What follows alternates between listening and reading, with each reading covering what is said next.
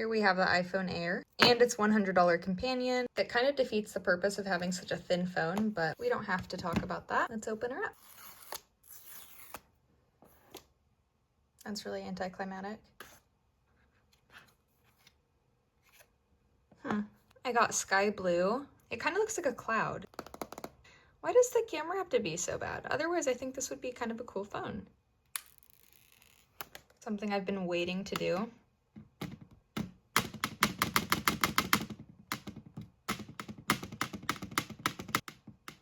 That's awful, you know? I see a lot of people say the phone is only as thin as its thickest point, and with that being said, maybe we're not so thin, because that plateau is a little insane. But to get this so thin, they just shoved everything up here. Our cable.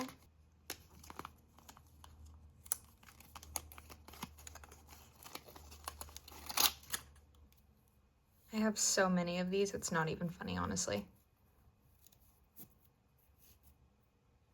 Now the battery pack. This is similar to the blue on the 15. When I worked at Apple, customers would come in wanting a white phone, but they didn't want the Pro or the Pro Max, so they'd get the 15 Plus or the regular 15 because it was so light blue that it was basically white, and this is very similar.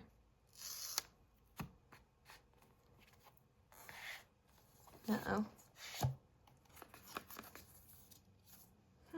Mind you, this was $100. It's made for the Air, so basically this phone is no longer $1,000 and it's $1,100. Okay. Wow. Honestly, that's just comical. That's just honestly so funny. What are we doing getting the world's thinnest phone and then throwing on this big battery pack on the back? And the way you can only use this as intended if you have the Air, maybe the Pro Max, because of the way it's sized. This is a very exclusive accessory. There's our Air. Here we have the 17 Pro in silver.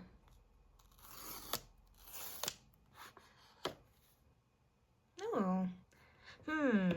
Call me crazy, but I actually love the two-tone. I really like that. I don't like this aluminum though. I think the aluminum makes this look very cheap. Everybody's doing bend tests on the Air, and it really doesn't bend, but I'm very concerned about this being all aluminum. It's pretty lightweight though. I've already seen complaints about the orange and blue Pro and Pro Max, like scratching, like really bad, like the color like coming off of it. Anywho.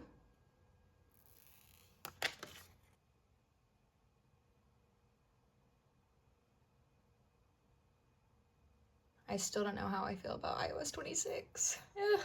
Now we have the Air, the Pro, and this is the regular 17 in black, obviously.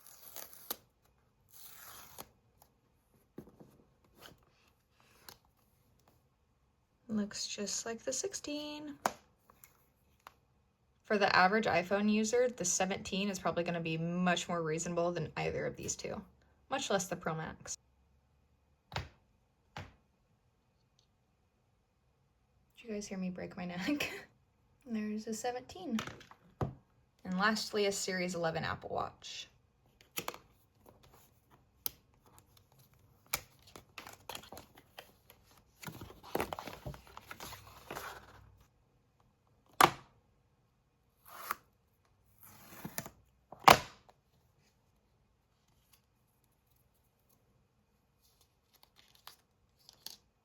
Here she is.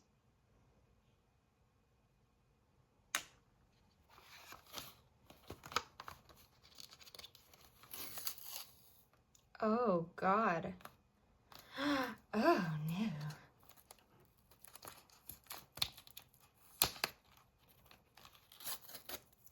I don't know what that was about. I just got a dark gray. Oof.